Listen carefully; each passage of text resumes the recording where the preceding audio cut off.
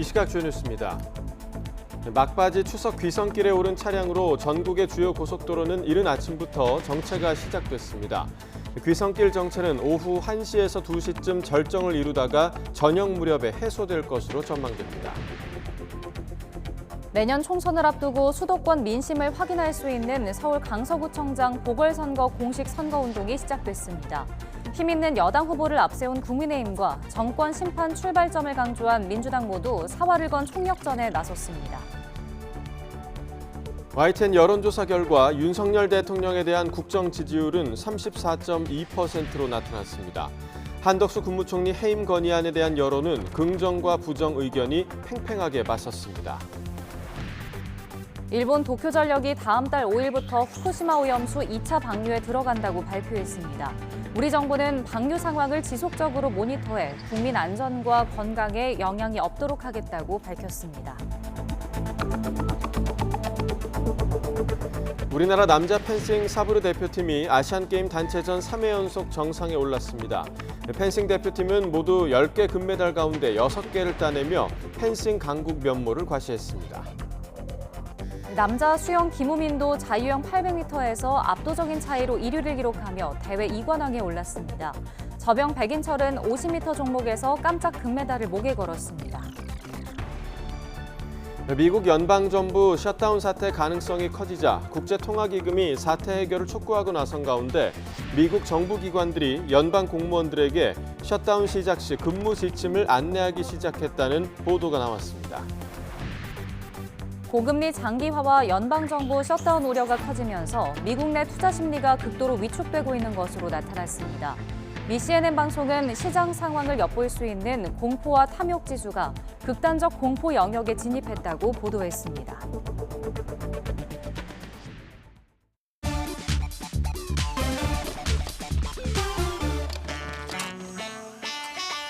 전체 관람가. 오늘이요 추석인데요. 누나 친척도 만날 수 있어요. 아들, 딸, 손녀들 다 오고 나니까 기쁘단 말을 말할 수는 없죠. 할아버지, 할머니 단 두 식구만 살아 한적했던 집안이 모처럼 사람 사는 집답게 활기에 넘칩니다.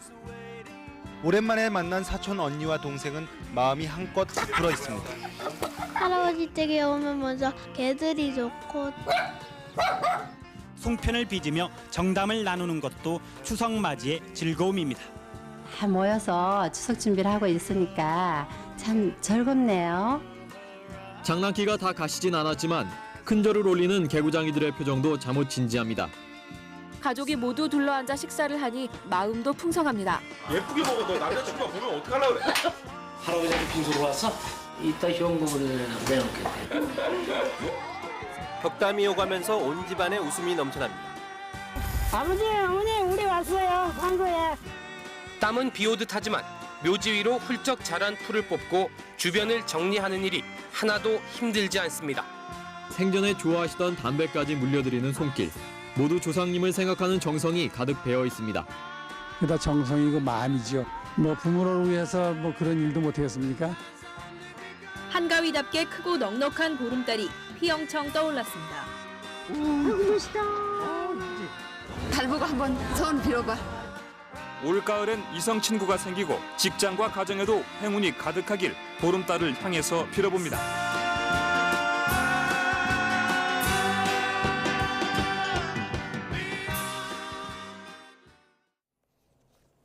네, 추석인 오늘 막바지 귀성길에 오른 차량으로 전국의 주요 고속도로는 이른 아침부터 정체가 시작됐습니다. 새벽 6시 기준 서울 요금소에서 전국 주요 도시까지 걸리는 예상 시간은 부산 5시간 20분, 대전 2시간 20분, 광주 4시간, 강릉 2시간 40분입니다. 귀성길 정체는 오후 1시에서 2시쯤 절정을 이루다가 저녁 무렵에 해소될 것으로 전망됩니다. 이 귀경길 정체는 아침 9시쯤부터 시작돼 오후 3시쯤에 절정을 이루어 내일 새벽까지 계속될 것으로 보입니다. 한국도로공사는 추석 연휴 기간 중 오늘 가장 많은 620만 대 차량이 고속도로를 이용할 것으로 보인다며 귀성과 귀경길 모두 종일 극심한 정체를 예상했습니다. 귀성 행렬로 꽉 막힌 도로에서 버스 전용 차로를 달리는 얌체 승용차를 단속하기 위해 경찰이 하늘과 땅에서 합동 단속을 벌였습니다. 또 술이 덜 깬 상태로 성묘길에 나선 운전자들도 경찰에 적발됐습니다. 우종은 기자의 보도입니다. 꽉 막힌 영동 고속도로. 달리는 차량의 번호판을 식별할 수 있는 경찰 참수리 헬기가 교통법규를 어기는 차가 있는지 살핍니다.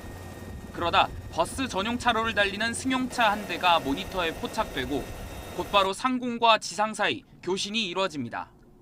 현재 양지 터널에서 영인 휴게소 방향 2대 승용 2대 버스 전용차로 위반하고 있습니다. 이제 추격은 땅에 있던 경찰관의 몫입니다. 사이렌을 켜지 않으면 경찰차인지 눈치채기 어려운 암행 순찰차를 타고서 헬기가 지목한 차를 쫓아갑니다. 그러나 멈추라는 경고에도 위반 차량은 비상등을 켠 채 위험 운전을 이어갑니다.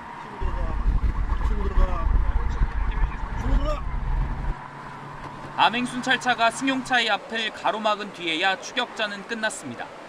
지금 같은 차량은 바로 이제 저희가 경고방송 수차례 했는데도 바로 갓길로 나오지 않고 상당한 거리를 좀 위반을 계속했어요.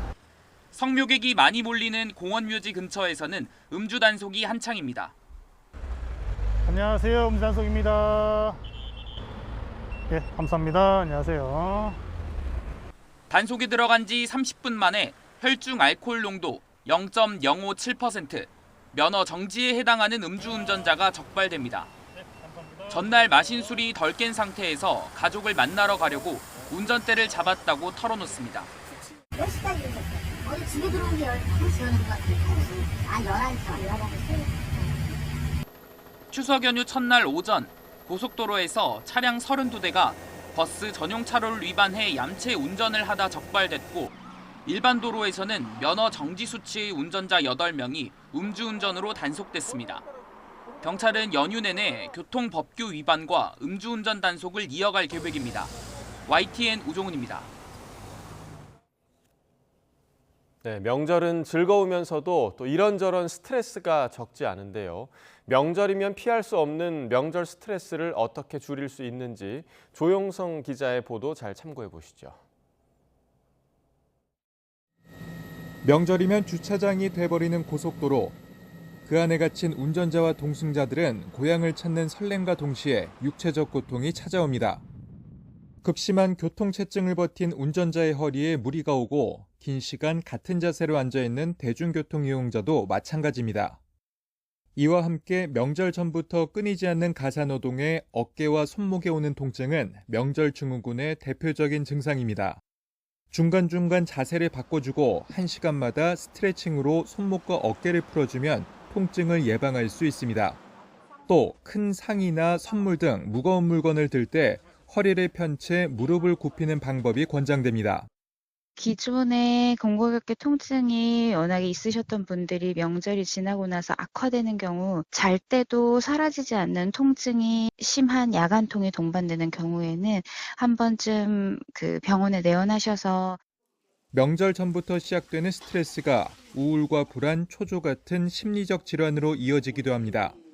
예상되는 가사 업무 강도가 일찍이 마음을 무겁게 하거나 껄끄러운 관계와 달갑지 않은 얘기가 반복될 때 급격하게 마음이 피로해집니다. 정신적인 명절 증후군을 없애기 위해서는 누군가 차별받지 않도록 가사일을 나눠서 맞는 게 중요합니다. 또 불편한 질문이나 갈등을 일으킬 수 있는 대화 주제를 꺼내지 않는 것도 필요합니다. 친척들 간의 위계 질서가 분명하기 때문에 어른들의 잔소리를 듣게 돼서 더 상처를 받기도 하는데요. 혹시라도 다툼이나 트러블이 있었다면 이런 내용을 가족들과 차분히 대화를 나누어 보는 것도 도움이 되겠습니다. 명절 증후군은 보통 일주일 안에 자연스럽게 사라지지만 체력 소모가 많았거나 스트레스 지수가 높은 사람은 회복 기간이 지연될 수 있습니다. YTN 조용성입니다. 명절에는 특히 기름과 불을 많이 쓰는 음식들을 요리하죠. 그만큼 조리 과정에서 불이 나는 일도 잦은데요. 음식을 만들다가 화재가 발생하면 어떻게 꺼야 하는지 실험을 통해서 알아봤습니다. 윤웅성 기자의 보도입니다. 기름을 가득 두른 프라이팬을 뜨겁게 달굽니다. 10분도 되지 않아 연기가 피어오르고 곧이어 불이 붙습니다. 지난 5년간 추석 연휴에 발생한 화재를 살펴본 결과 전체 화재 가운데 음식물 조리 과정에서 난 불의 비중은 평소의 2배 수준으로 뛰었습니다. 전이나 튀김처럼 기름을 많이 쓰는 음식을 주로 만들어서인 것으로 분석되는데 그렇다면 명절 음식을 요리하다 불이 나면 어떻게 대처해야 할까? 실제 기름에 불이 붙은 상황에서 다양한 소화 장비를 이용해 불을 끄는 실험을 진행해 보겠습니다. 먼저 불을 끈다고 하면 자동으로 떠올리기 쉬운 물을 부었더니 오히려 불기둥이 위로 솟구칩니다. 고온의 식용유에 닿은 물이 순식간에 수증기로 변하면서 오히려 유증기가 팽창해 불길이 거세지는 겁니다. 실내였다면 주변 물건이나 사람으로 옮겨붙어 피해가 커질 수 있습니다. 다음엔 일반 분말 소화기를 사용해봤습니다. 불씨가 잠깐 사그라지는 듯 하다가 식용유 온도가 이미 발화점 이상으로 올라간 탓에 바로 되살아납니다. 마지막으로 주방 전용 소화기인 K급 소화기. 조리하다 난 불을 끄는데 최적화된 만큼 분사하자마자 바로 불길이 잡힙니다. K급 소화기는 일반 분말 소화기와 다르게 비눗물을 형성해서 화재에 열을 식히고 재점화를 방지하는 데 도움이 되고 있습니다. 다만 하나에 5, 6만 원 정도 하는 K급 소화기가 부담된다면 가정용 소화기 가운데 주방 화재 전용 제품을 갖추는 것도 방법입니다. 또 소화기가 없는 상태에서 불이 난 경우엔 가스 밸브를 잠그고 불이 붙은 팬은 젖은 수건으로 덮은 뒤 즉시 119에 신고해야 합니다. YTN 윤웅성입니다. 네, 오늘부터 중국도 국경절 연휴에 접어듭니다. 중국인들의 한국 단체 관광이 6년 만에 전면 재개되면서 여행 특수를 누릴 거란 기대감이 큰데요. 찻잔 속 태풍에 그칠지 모른다는 반론도 있습니다. 베이징에서 강정규 특파원입니다. 중국인 여행객을 유치하기 위한 홍보 행사가 베이징에서 잇따라 열렸습니다. 지난 8월 제주도에 이어 9월엔 문화체육관광부와 한국관광공사가 함께 나섰습니다. 중국 문화여행부 라오첸 부부장과 만났습니다. 한중 관광교류 확대 필요성에 공감하고 연말까지 중국 단체 여행객의 전자비자 발급 수수료가 면제되고 면세점 할인도 이어집니다.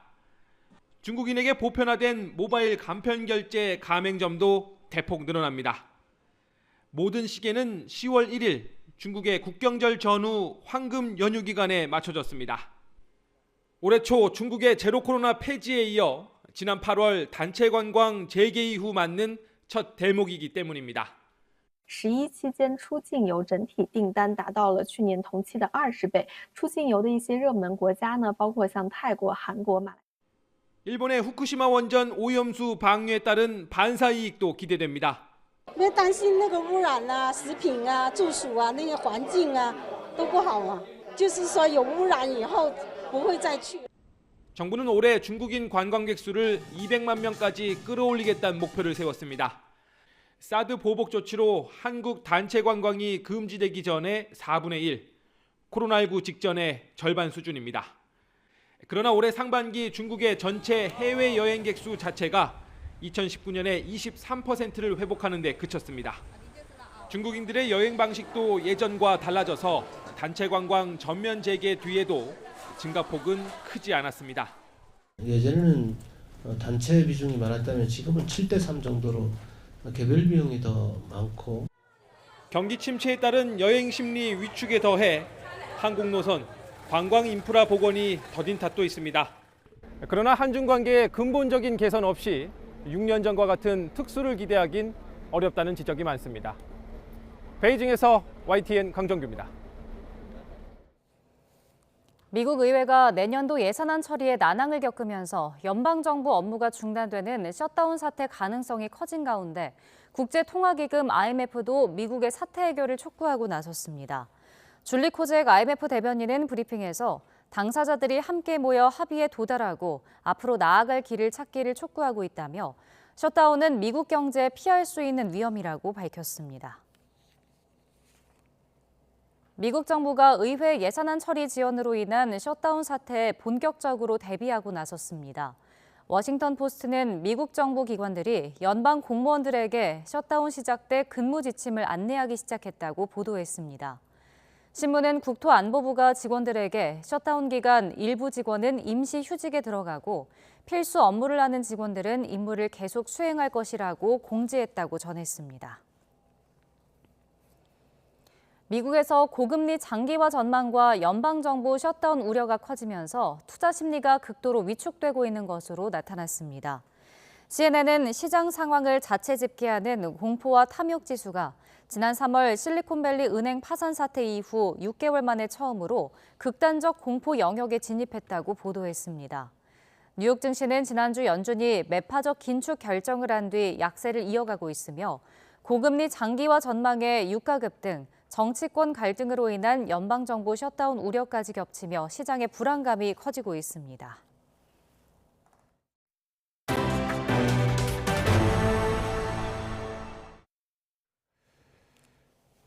다음 달 11일에 치러지는 서울 강서구청장 보궐선거 공식 선거운동이 시작됐습니다. 내년 총선의 전초전으로 여겨지는 선거인 만큼 여야 모두 총력 유세에 나섰습니다. 직접 들어보겠습니다. 윤석열 대통령이 오죽 신임을 했으면 특별 사면을 복권까지 싹 시켰겠습니까? 맞죠? 김태우가 되면 대통령도 밀어주고 서울시장도 밀어줄 것 같은데 여러분 그런 확신이 드시나요? 무도한 검찰 정치, 윤석열의 독선과 독주를 이번 강서구청장 선거를 통해서 확실하게 경고의 메시지를 주시기 바랍니다.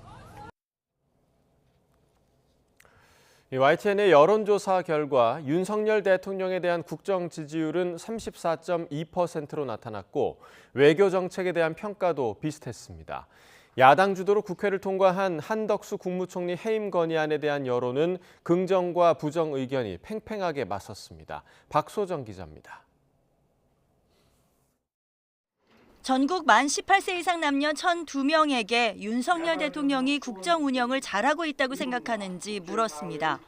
잘한다는 응답이 34.2%, 잘 못한다는 평가는 60.4%로 부정평가가 훨씬 높았습니다. 연령대로 살펴보면 만 18살에서 29살까지와 30대의 긍정평가는 20%대였고 40대가 가장 지지율이 낮았습니다. 60대 이상 지지율은 53.2%로 가장 높았습니다. 권역별 긍정평가를 보면 서울이 37.4%, 경기, 인천은 30.7%였고 긍정평가가 부정평가를 앞지른 곳은 대구, 경북이 유일했습니다. 윤 대통령의 외교 정책에 대한 평가 역시 국정 지지도와 비슷했습니다. 긍정 응답이 36.7%, 부정 답변은 56.9%였습니다. 지난 21일 더불어민주당 주도로 국회 본회의에서 통과된 한덕수 국무총리 해임 건의안. 이를 두고는 잘한 일이라고 본다 43%, 잘 못한 일이라고 본다 41.9%로 긍정과 부정 평가가 팽팽하게 맞섰습니다. 이념 성향이 중도라고 한 응답자 층에서는 잘한 일이라는 응답이 44.9%로 잘못한 일이라는 답변보다 다소 많았습니다. 이번 조사는 YTN이 여론조사 전문업체 엠브레인 퍼블릭에 의뢰해 구조화된 설문지를 이용한 전화 면접 방식으로 진행했습니다. 오차 범위는 95% 신뢰 수준의 플러스 마이너스 3.1%포인트고 자세한 내용은 중앙선거 여론조사 심의위원회 홈페이지를 참조하면 됩니다. YTN 박소정입니다. 일본이 다음 달 5일부터 후쿠시마 원전 오염수 2차 방류에 들어갑니다. 7,800톤이 17일 동안 방류되는데 정부는 1차 방류 때와 마찬가지로 안정성을 확실히 점검하겠다고 강조했습니다. 강희경 기자가 보도합니다. 일본 정부와 도쿄전력이 다음 달 5일부터 후쿠시마 오염수 2차 해양 방류를 시작합니다. 지난달 24일부터 지난 11일까지 1차 방류분 7,788톤을 처분한 데 이어 2차 방류에 나서는 겁니다. 방류 준비 작업은 다음 달 3일 시작되는데 바닷물에 희석한 소량의 오염수에서 방사성 물질 농도를 측정하고 기준치를 밑돌면 5일부터 방류할 방침입니다. 방류량은 1차 때와 비슷한 7,800톤으로 17일에 걸쳐 하루에 460톤 정도가 방류됩니다. 도쿄전력은 1차 방류를 마친 뒤 방류 설비와 운용 상황 등을 점검한 결과 큰 문제가 나오지 않아 2차 방류를 진행하기로 했다고 밝혔습니다. 앞서 도쿄전력과 국제원자력기구 IAEA는 2차 방류 대상 탱크에서 채취한 오염수 시료 분석 결과를 발표했습니다. 그 결과 3중 수소의 68개 핵종의 배출 기준이 만족된 것으로 나타났습니다. 2차 방류 예정인 K4C 탱크의 69개 핵종 농도 분석 결과를 발표했습니다. 유의미한 농도값이 확인되지 않았다고. 우리 정부는 2차 방류와 관련해 국민 안전과 건강에 영향을 미치는 일이 없도록 최선의 조치를 다하겠다고 밝혔습니다. 특히 1차 방류 때와 마찬가지로 도쿄전력이 실시간 제공하는 데이터와 시료 채취 분석 뒤 공개하는 정보 등을 철저히 점검하겠다고 설명했습니다. 이어 IAEA 검증 활동에 대한 정보를 제공받아 도쿄전력이 계획대로 방류하는지 확인하겠다고 강조했습니다. YTN 강희경입니다.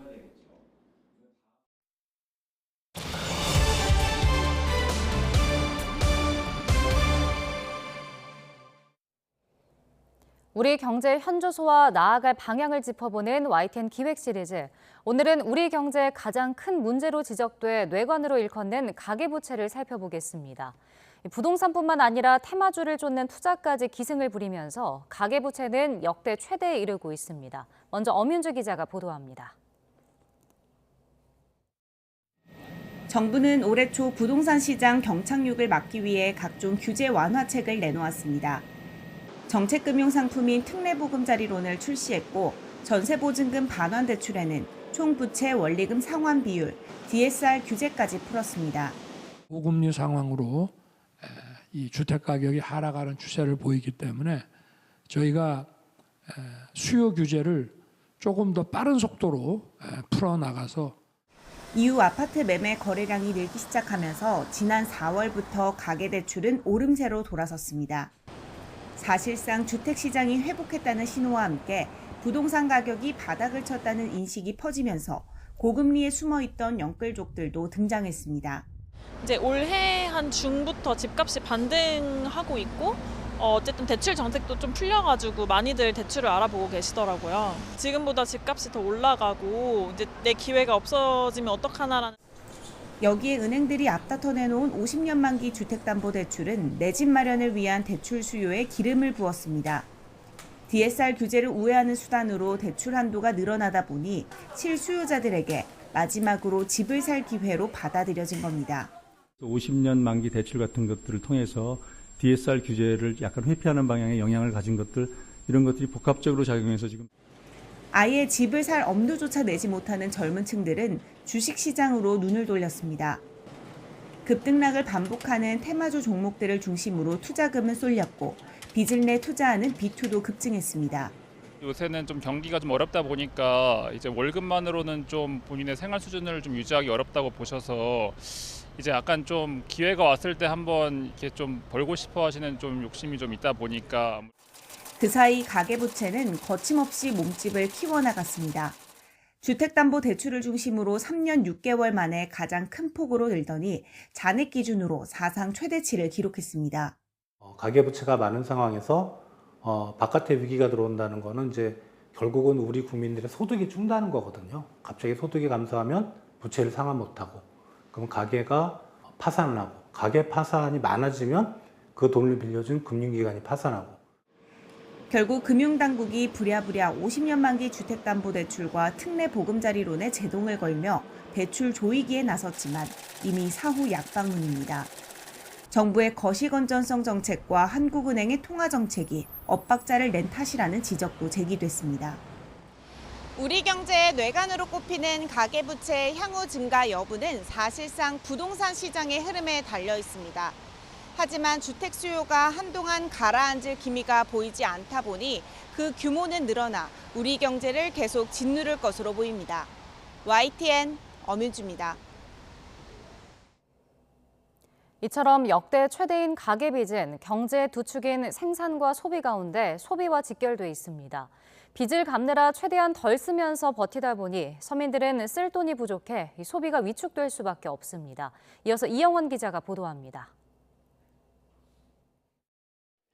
역대 최대로 불어난 가계빚에 서민 살림살이는 팍팍하기만 합니다. 벌이는 한정적인데 갚아야 할 빚은 늘고 물가까지 높다 보니 최대한 덜 쓰면서 버틴다는 가게가 많았습니다. 월급은 많이 오르지 않았는데 물가가 많이 올랐다 보니까 외식이나 이런 걸 좀 확실히 줄이고 있는 편이기는 해요.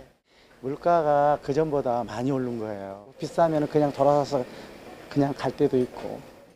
실제로 서민 지갑이 닫히면서 소매 판매는 급감했습니다. 2분기부터 불안한 흐름을 보이더니 지난 7월에는 3.2%나 줄었습니다. 3년 만에 감소폭이 최대치를 기록한 겁니다.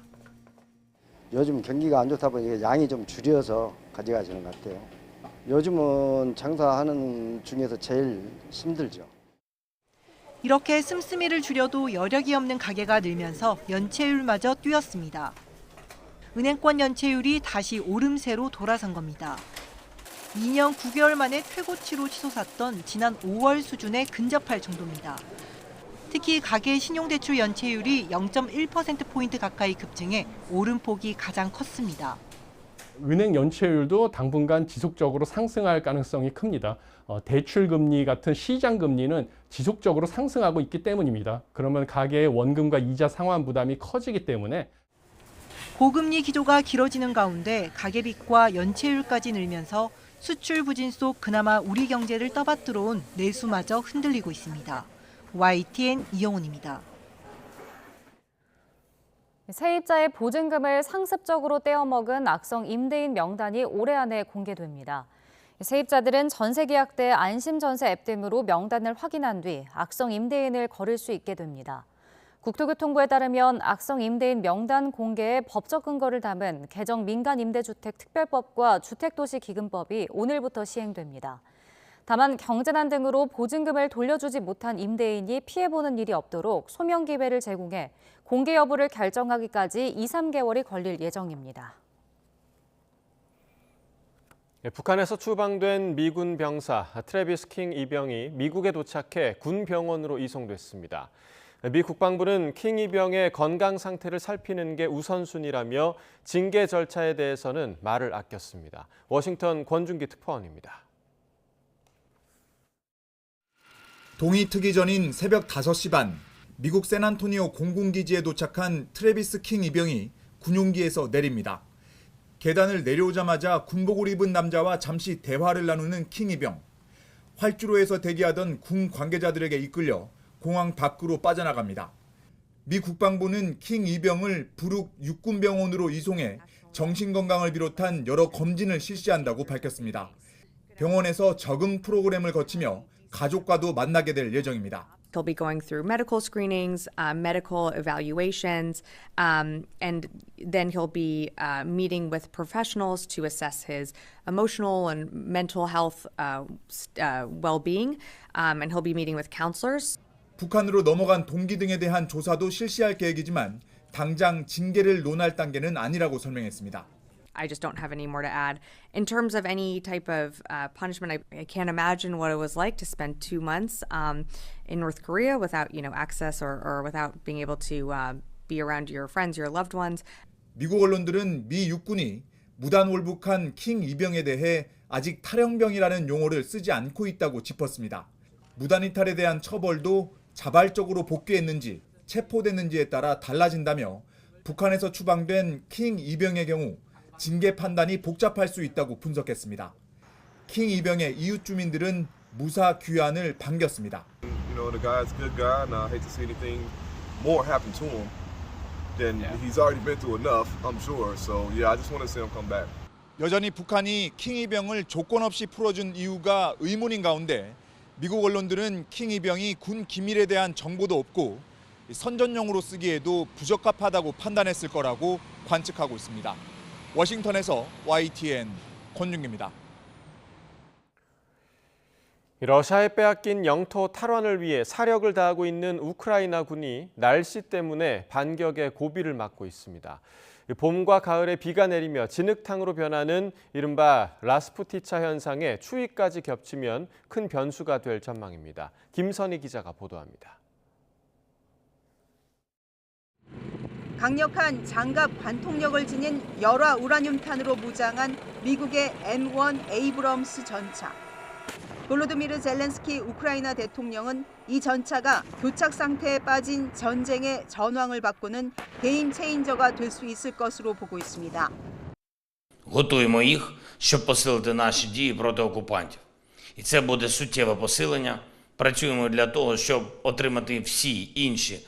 하지만 우크라이나에는 전쟁의 향방을 바꿀 수 있는 큰 복병이 기다리고 있습니다. 봄과 가을에 비가 오면서 흑토지대가 진흙탕으로 변하는 이른바 라스푸티차 현상. 보병은 물론 탱크와 같은 중무장 장갑차도 빠르게 이동하는 것이 어렵게 됩니다. 라스푸티차는 전쟁 초기 러시아 전차의 진격으로부터 키이우를 방어하기도 했지만 동시에 올봄 우크라이나의 대반격을 늦추기도 했습니다. Тримаємо нормально. Нас стріляють, ми стріляємо. Бувають такі дні, що тяжко, буває, що не тяжко. 우크라이나 측도 전투 활동은 계속되겠지만 날씨가 춥고 습하고 진흙탕으로 변하면 싸우기가 더 어렵다고 인정했습니다. 실제로 10월 말부터 라스푸티차가 찾아오면 우크라이나군의 반격은 더 어려워질 전망입니다. 우크라이나군은 지난 6월부터 대대적인 반격 작전에 나서 3개월간 동부와 남부에서 12개 이상의 마을을 탈환하는 데 성공했습니다. 그러나 러시아군이 구축한 방어선은 예상보다 견고해 우크라이나군의 반격 속도가 상대적으로 느리다는 우려가 나오고 있습니다.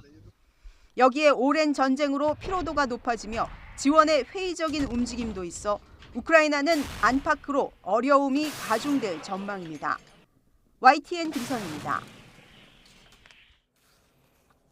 해마다 해외 입양 동포 수천 명이 뿌리를 찾기 위해서 한국에 들어오지만 친가족과 만날 확률은 1% 정도에 불과한데요. DNA 검사를 통해 미국에서 친척을 찾은 입양 동포가 입양 후 처음으로 한국을 찾았습니다. 친어머니를 만나는 또 한 번의 기적을 기다리는 사연을 소개해드립니다. Hello, my name is Lani, and I have come from the United States to search for my biological mother. I am an adoptee, born in 1969.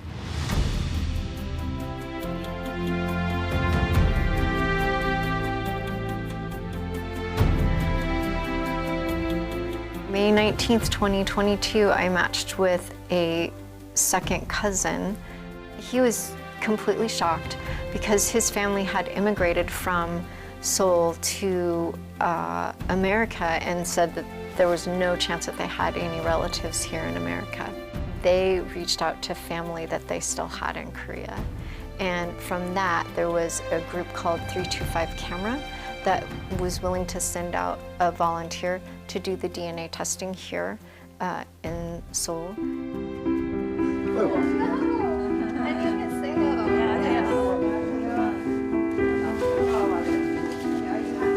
너무 반갑고 감사하고.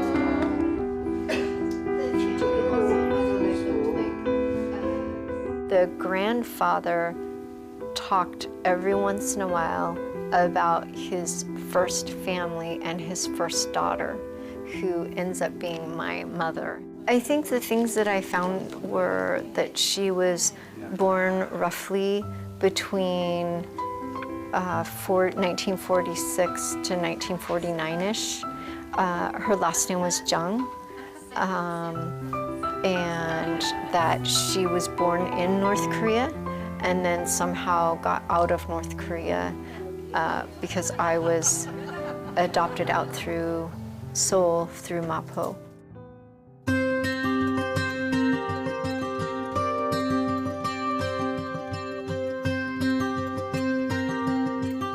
So I grew up in rural northeastern Oregon, but it was a great life. We worked very hard. We had great memories. I was adopted into a pre-existing family of 3, and then I added, and I was the 4th. And then we all had families, and they came, and I have 3 children, and they're all married, and our granddaughter is here as well. So our granddaughter turned 3 yesterday, and we are all here to experience Korea, and we are very excited about it. It's been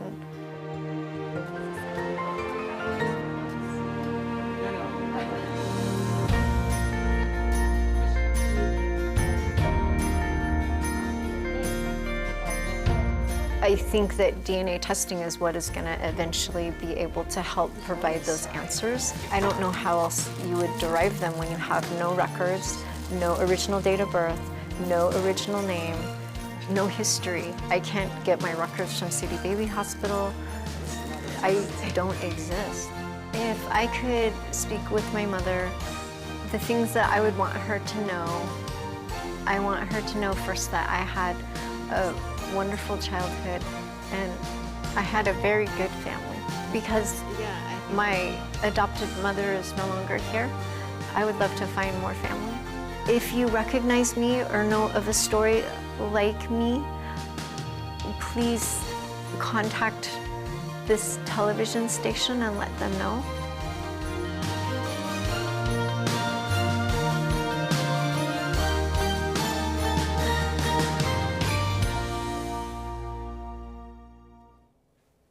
(1960년대와 70년대) 독일에 파견됐던 우리 광부와 간호사들은 고된 환경에도 고국의 문화를 이어가고 있습니다. 특히 파독 간호사들은 한국 전통춤을 함께하며 향수를 달래고 할머니부터 손녀까지 3대가 함께하는 공연까지 열었는데요. 전통춤을 통해 한민족 정체성 지키기에 앞장서는 한인 무용가를 소개해드립니다. 색색이 고운 치마를 입고 치마끈 묶는 것도 서로 도와줍니다. 하나씩 장구를 어깨에 맨 소녀들이 가락에 맞춰 춤 동작을 함께합니다. 올해로 창단 9년째를 맞은 베를린 아동 청소년 한국 전통무용단체 화동단원들의 연습 현장입니다. 부채로 그냥 되게 넓은 동작하면 되게 나비처럼 그래서 예쁜 것 같아요. 2018년도에 독일에 와서 이제 이런 환경에 낯설고 그러다 보니까 한국 무용을 통해서 더 이런 낯선 환경에 더 적응한 것 같아요. 화동을 만든 최윤희 씨는 한국에서 전통무용을 전공하고 제자를 키우다가 남편의 일 때문에 독일에 왔습니다. 낯선 독일에서 평범한 전업주부로 살던 윤희 씨를 다시 춤으로 이끈 건 바로 아이들이었습니다. 내가 여기서 애들을 키울 때 애들이 외국인으로 안 자랐으면 좋겠다라고 생각했거든요. 한국 사람으로 자랐으면 좋겠다라고 생각해서 난 그 애들이 다 내 애들 같았거든요. 그래서 좀 그랬으면 서로 좀 격려하고 서로 좀 함께 했으면 좋겠다 이런 생각에 주 베를린 한국문화원에서는 윤희 씨를 초빙해 전통춤 강좌를 신설했고 40년 넘는 역사를 자랑하는 베를린 파독 간호사의 가야 무용단도 윤희 씨에게 춤 강습을 요청하게 됐습니다. 파독 간호사 등 1세대 한인들은 먹고 살기도 바빴던 시절에도 자녀들이 우리말과 한국 문화를 간직하도록 힘겹게 노력했던 기억이 있기에 윤희 씨의 전통춤 교실이 더욱 반갑기만 합니다. 춤은 제 고국의 고향. 춤을 추는 순간은 움직임이 한국 움직임이고 한국 가락이고 한국 가사고 춤을 추는 순간 1분이든 1시간이든 하루든 저는 한국에 가 있는 거예요. 또 우리들만의 갖고 있는 애환이 있죠. 그 안에는 기쁨도 있고 슬픔도 있고 외로움도 있고 고통스러운 것도 있는데 그 모든 게 더불어서 우리가 행복이라는 단어를 찾아가기 위한 과정인 것 같아요. 우리 2세들이 우리 한국의 문화를 갖다 접할 기회가 없잖아요. 그래서 가서 우리 이 고전무용을 가서 가르쳐주고 북 가르쳐주고 부채춤 가르쳐주고. 윤희 씨는 한인 1세대부터 자라나는 3세대까지 바로 자신이 가르친 한국 전통무용을 통해 함께 어우러지면 좋겠다는 생각을 하게 됐고 그 소망을 실제로 펼치기 시작했습니다. 해마다 다양한 지역 축제에서 파독 간호사 무용단과 아동 청소년 단원들이 무대에 함께 오르는 합동 공연을 통해 세대의 벽을 넘어 한국 춤을 알리고 있습니다. 그저 여러모로 운이 좋아 독일에서 한국 전통춤을 가르칠 수 있었다며 겸손하게 말하는 윤희 씨. 앞으로의 꿈도 소박하기만 합니다. 딸이 또 자기 딸을 낳으면 시키고 싶어 하지 않을까요? 그러면 그때 저랑 우리 딸이랑 그다음에 손녀랑 제가 함께하는 무대를 한번 베를린에서 살 수 있다면, 그리고 그때까지 열심히 제가 춤을 건강히 허락하고 춤을 가르칠 수 있다면 되게 행복할 것 같아요.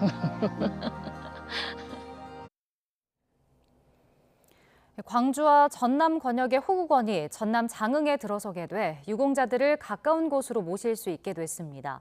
장흥은 구한말 일제 항거한 의병의 혼이 깃들어 있는 고장이기도 한데요. 장흥군은 일자리 창출도 기대되는 호국원을 애국심을 드높이는 순례와 역사 체험의 공간으로 조성할 예정입니다. 보도에 김범한 기자입니다. 전남에 새로 들어설 국립 장흥 호국원 터입니다. 국가보훈부는 후버터 3곳 가운데 장흥군 장흥읍 금살리 1호를 선정했습니다. 평가에는 외부 전문가 11명이 참여했는데 이곳 46만 제곱미터의 터가 최종 낙점됐습니다. 오는 2029년까지 봉안시설 2만 기 규모로 조성되는 국립 장흥호국원 사업비는 500억 원, 장흥군이 생긴 뒤로 가장 큰 규모의 국비 공모사업 선정 폐거입니다. 장흥에 호국원이 새로 생기면 전남 유공자들을 멀리 괴산이나 대전 등으로 모셔야 하는 불편도 없어지게 됩니다. 국가 유공자들이 돌아가 있을 때 마음 놓고 안장할 수 있는 좋은 위치를 확보했다고 저는 생각하고 앞으로 유가족들도 엄청난 편리를 도모할 것으로 이렇게 기대해 봅니다. 현재 광주와 전남 지역의 호국원 안장 대상자는 2만 8천여 명. 국립장흥호국원은 직간접적인 고용 유발 효과에서 나아가 많은 유공자 유족들이 참배하기 위해 찾게 돼 여러 경제적 파급 효과도 기대되고 있습니다.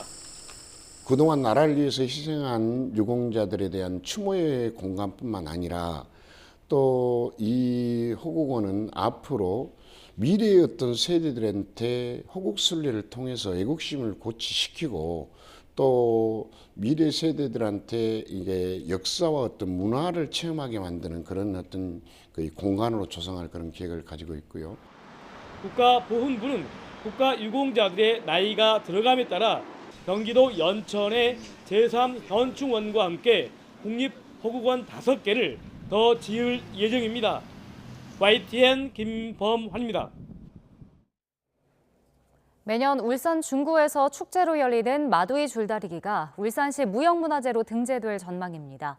최근 열린 울산시 문화재심의위원회에서 일부 축제 때 생략했던 줄보사와 몇몇 고증 조건을 충족하면 올해 안에 무형문화재로 지정할 수 있다는 결론이 내려졌습니다. JCN 울산중앙방송 김나래 기자가 보도합니다. 원도심에서 태화강변 일원까지 동군과 서군이 나뉘어 승부를 겨루는 전통 줄다리기 마두희. 울산의 문화유산 마두희에 대한 시 무형문화재 등재 가능성이 열렸습니다. 지난 2021년부터 2차례 보완사항 지적 이후 3년 만입니다. 첫 심의에서는 줄을 연결하는 비녀목과 연희복에 대한 구체적인 고증, 또 마두희만의 자립성과 학술성을 갖추라는 지적이 나왔습니다. 2차 심의에서는 마두희 참여자 복식과 비녀목 형태를 옛것 그대로 살릴 것을 강조했습니다. 문화재심의위원회는 올해 축제 때 줄고사가 열리지 않았던 점을 지적했고 줄고사 확약서를 제출한다면 올해 하반기 심의를 거쳐 시 무형문화재로 통과시키겠다는 의사를 밝혔습니다. 줄고사는 제사상을 차려 줄다리기가 무사히 마칠 수 있도록 기원하는 행사입니다. 그동안 중구는 축제 상황 등을 고려해 선택적으로 줄고사를 진행해왔습니다. 중구청은 시 무형문화 등재를 앞둔 만큼 내년부터 줄고사를 포함한 마두이 축제를 꾸려나갈 예정입니다.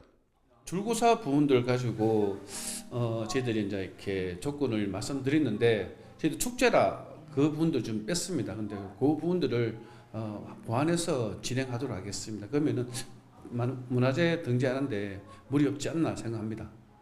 중구청은 마두이가 올해 안에 시 무형문화재로 등재되면 2025년 유네스코 세계문화유산에 이름을 올린다는 더 큰 목표도 세워두고 있습니다. JCN 뉴스 김나래입니다.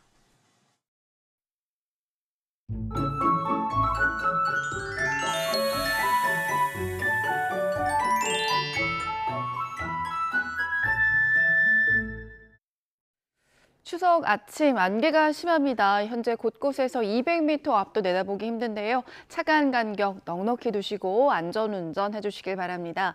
오늘도 일교차는 여전합니다. 지금은 선선하지만 낮에는 25도까지 오를 것으로 보입니다. 오늘 달맞이 가는 분들도 계실 텐데요. 구름 사이로 보름달을 감상할 수 있겠습니다. 달 뜨는 시각은 서울을 기준으로 6시 23분입니다.